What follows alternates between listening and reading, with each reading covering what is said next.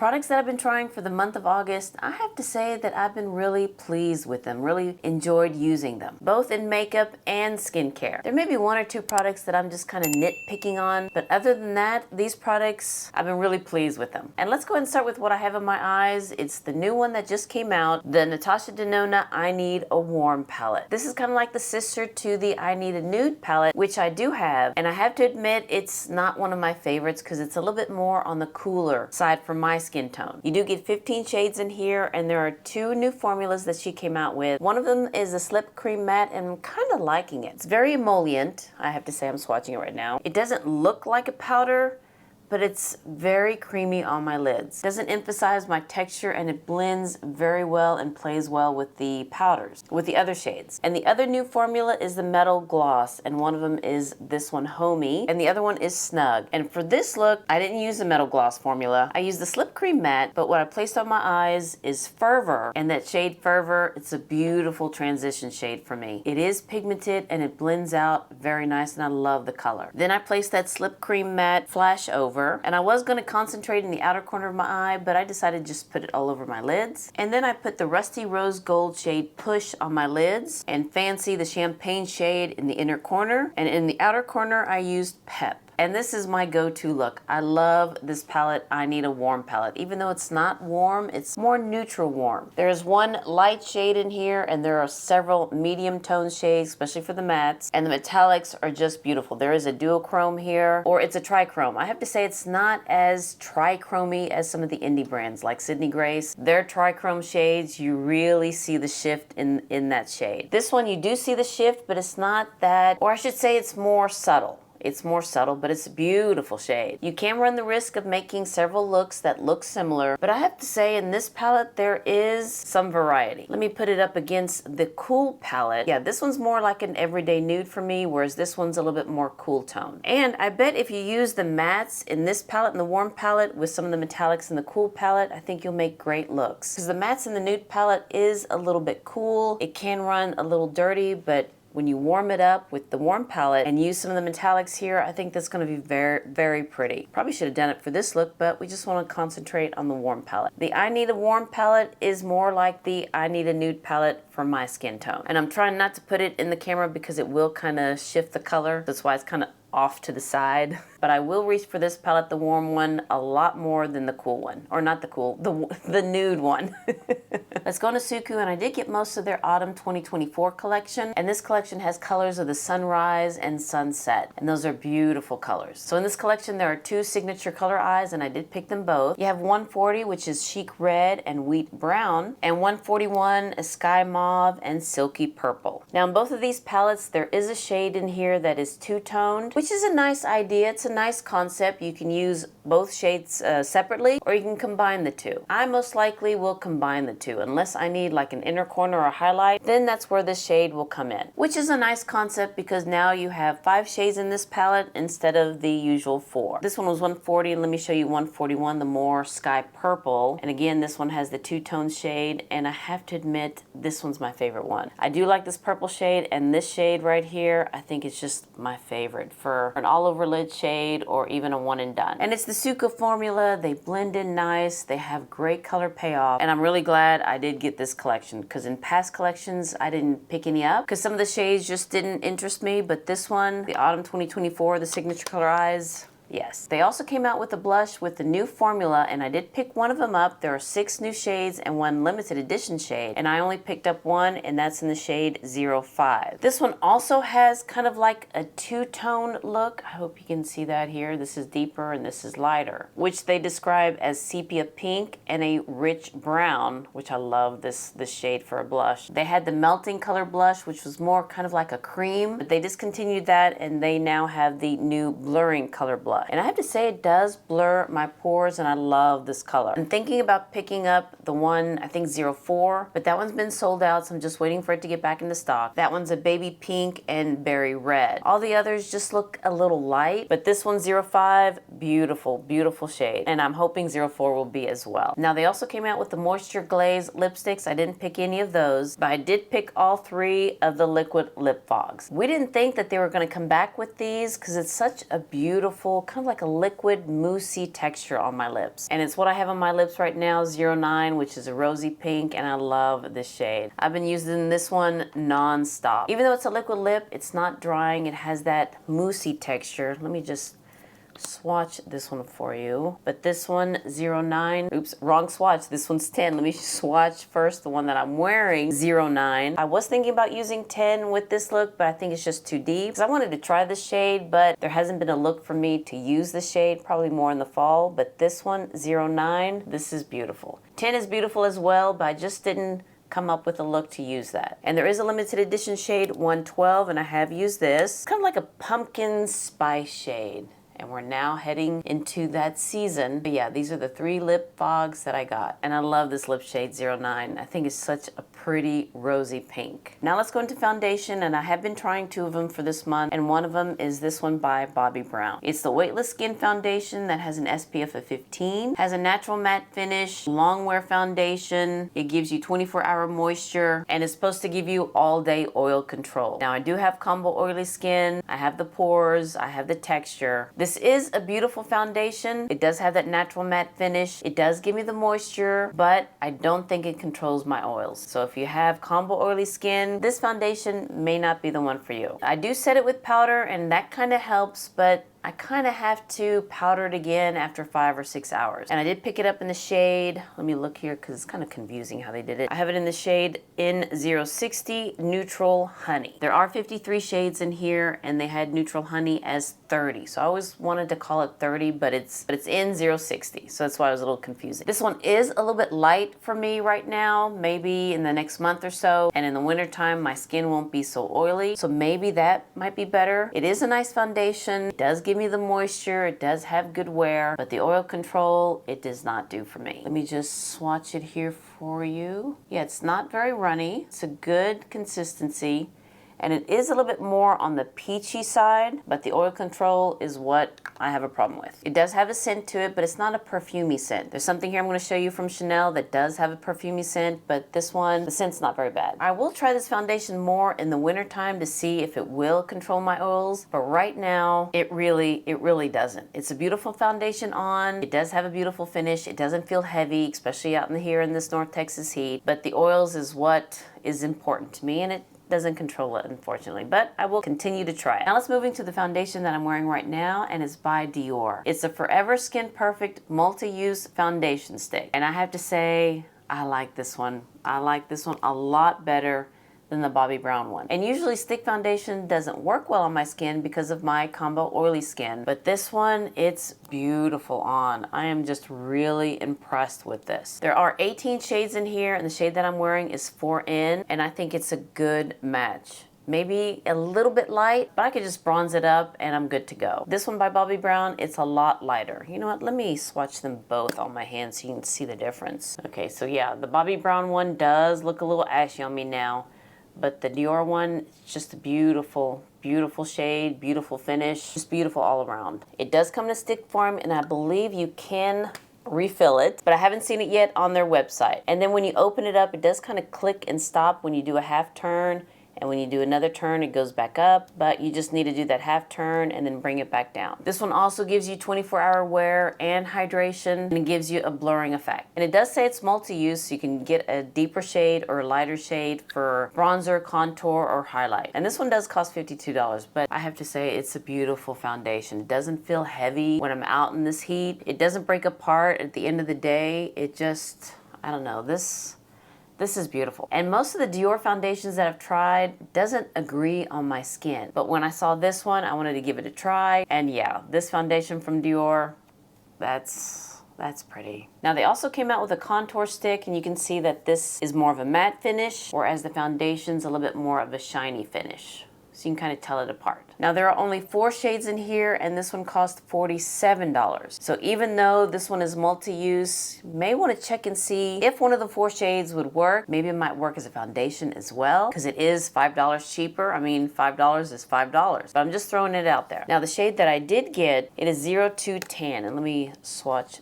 this one as well. So yeah, this one's more of a bronzer for me instead of a contour. And when I did a video on this collection, most of y'all said that on their website, Dior does say that 02 is more for bronzer. So I probably should have checked a little bit more into that. There is 03 medium, and that one does look a little bit more cool tone. But I think I'll just stick with this one, 02, because I do like it as a bronzer, and I did put it in my forehead and a little bit on my nose and a little bit in the back of my cheeks here. And again, this is another beautiful product from Dior. And I also like the packaging. I kind of like the matte finish a little bit more than the shiny. Now, the reason why I didn't want to pick up a deeper shade in the contour stick is that Dior did come out with a powder contour. There are two different shades. 100 is a little bit light for me, so I picked up 200. And when I first opened it up, I was like, oh, that's going to be too deep. It's going to look kind of dirty on my face. But when you swatch it, it's very, very sheer, and you can build it up. And that's what I do when I use this product. Get a nice fluffy brush, and we'll talk about those brushes later. And when you apply it,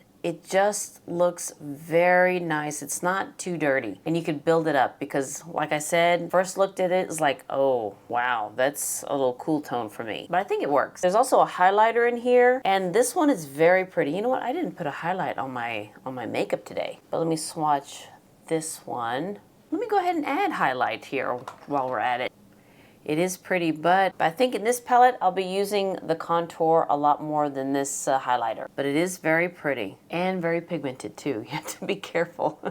Dior came out with 4 new Blush and Glow palettes, and I did pick up 2 of them. This one's number 457, which is more of a coral shade with a highlighter, and 757 is more of a cranberry blush shade, and that one also comes with a highlighter. Let me swatch this one, 457. I have to say this shade, I do need to build it up. It's kind of like a peachy pink, and the highlighter, it's a little bit more glittery than the other 2 highlighters from the palettes that I have. And then let me swatch the cranberry blush. This one's very pretty. I guess red cranberry shades are in this season. And let me swatch the highlighter here. So here are the swatches of all 3. And I have to say my favorite is the contour one, 200, and 757, the cranberry one. I do like this one, but I just need to build up the shade. But the contour and the cranberry blush, very pretty. And speaking of blushes, I did pick up 4 out of the 5 new cream to powder blushes from Chanel. The one that I did not pick up is Beige Eclatant. I went to the boutique and I was able to swatch it there, and I'll put a little picture of it here so you can see. It's just like my skin tone, and it's not going to even show up on my skin. The next shade up is Rose Radiant. This one, I do have to kind of build it up for it to show up on my skin. Let me put you here. I mean, it is a pretty color, but I just need to build it up. This is a cream to powder, and it feels very silky, very velvety. And for me, whenever I apply it, I like using my fingers because that gives me a little bit more bang for my buck. Now, I will say this before we move to the next shades, it does have a scent. It does have a perfumey rose scent. That is one thing that is not my favorite. I do not like rose perfumey scent. Some of y'all do, but for me, the rose perfume, I mean, I'm putting it over here and I can smell it. Now, once I apply it, I don't smell it, and I don't get a headache. I've been paying attention to whenever I wear this blush, if I notice a headache or if I can smell it, you know, when I turn my head, I can get a whiff. But I haven't noticed that. I only notice it right when I open it, and it's pretty strong. I have to admit, it's pretty strong. So if you don't like scents, especially rose perfumey scent, I would just stay away from this, yeah. But let's move on to this one, the next one up, which is Rose Ardente. And this one is a pretty one. Now let me move in closer here so you can see, and hopefully the light will pick it up. Now let me show you the one that I'm wearing on my cheeks right now, and it's my favorite. This is my go-to shade, and it's Rouge Franc, and it's such a pretty red shade. Let me put you here. Yeah, this one I don't need to build up, but it's so pretty. And again, I use my fingers because that gives me a little bit more payoff. And in the video that I did with this, I did use a natural hair brush, and with creams, it's better to use a synthetic brush. Honestly, when I picked up that brush, I thought it was synthetic, but no, it was natural hair. So maybe that's why I just needed to build it up. But I still prefer using my fingers to apply these blushes. And then after I apply the blushes, I like to set it with powder, and it just gives a beautiful finish. But let's go to the last one, and it's the deepest one, and it's Grenade Profonde. I believe that's how you say it. Again, when you swatch, it's so velvety, but that scent. So let me put you here. So here's that swatch. It's more of a berry shade. Let me close these now because the scent is very strong, but I don't smell it when it's on my cheeks. Isn't that weird? Either that or I'm just kind of nose blind to it, but I do not get headaches whenever I'm using this blush. So that's a good sign for me. And my favorite one is the one that I'm wearing right now, Rouge Franc, and it's so pretty. And again, when you set it with powder, it just has a nice finish to it. It lasts all day. Doesn't melt off, doesn't break apart. It just looks really good. But just beware, the scent is a little strong. Or a lot strong. And I'm afraid to keep it open, you know, to let it air out because it may dry out. I don't know. Maybe I'll try that with the lightest shade and see how that works. Ooh, but that scent. The brushes that I was using is this set from Esum, and it's in collaboration with Sophia Sees Beauty. She is a beautiful YouTuber here, and this was her first brand collab. And when I saw it, I jumped on the chance to get this collection, and I'm really pleased with them. These are not new brushes, they are existing ones, but she picked these because these are the ones that she would wear or use the most. Not wear, use the most. There are 4 eye brushes here, and I use this one for my transition. It picks up the color very well, it blends very well, and this is the S33. The next one, the T37, I love this to pack the outer corner. It's kind of dense and it's angled and it's just perfect to place that shade right here and also kind of blend out. And then this one, the V27, is kind of like a cat paw, and this is perfect to pick up the metallic shades for my lid, or you can also use it to blend the matte shades. You can also use it for concealer or to spot conceal, but for me, I'd rather use this brush for powders. I don't want to mix it with liquids and powders, so I prefer to use this for my metallic shades, and it picks it up really nice. And then we have the T05, which is a liner brush, very nice as well. And then the 2 face brushes, love this. This is my new favorite foundation brush and concealer brush. It's a T47. You can see it comes in an angled. It's kind of densely packed, or even my concealer. It just fits so well there. And then the T59 with the short handle, this one's also very soft. It's not densely packed like the foundation brush. And this is great for contouring, for applying the brush, and for applying powder. It also came in this little plastic bag. But I have to say, this is a very nice brush set from Esum in collaboration with Sophia Sees Beauty. Now, I believe Sophia did mention that this set will discontinue. I want to say September 10th is when the set will discontinue. You could still buy these brushes separately, but together to get that price point, I think Esum is going to discontinue that. And I hope you saw the video with Sophia when she mentioned that, so you can jump on the chance of getting this brush set, especially these 2. These 2 are my favorite. Love it. I mean, it's just nice.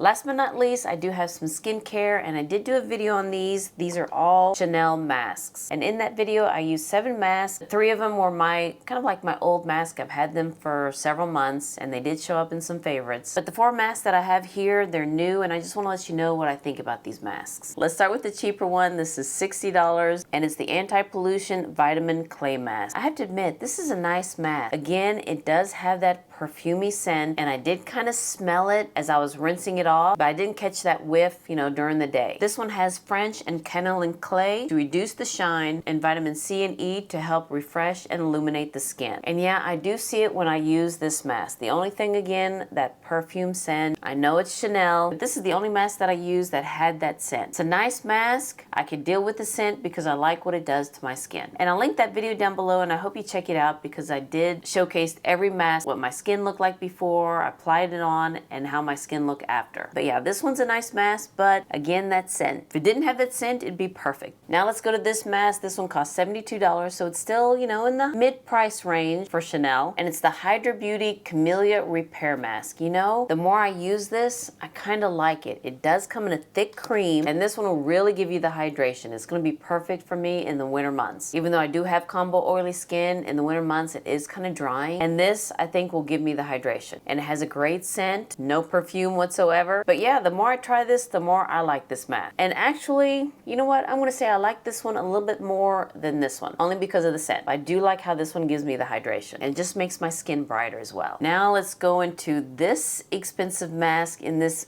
beautiful jar. This is the Lift Pro Uniform Mask, and I believe that's how you say it. This mask costs $220, and save your money on this mask. I did not see any difference with this mask. It does come in a gel form, but but I didn't see any difference. It's not much of a smell actually, but for the price, it has to do something. It has to do something on my skin, for my skin, but I did not see it with this mask. It does come in a nice jar, but what's inside it, not worth $220.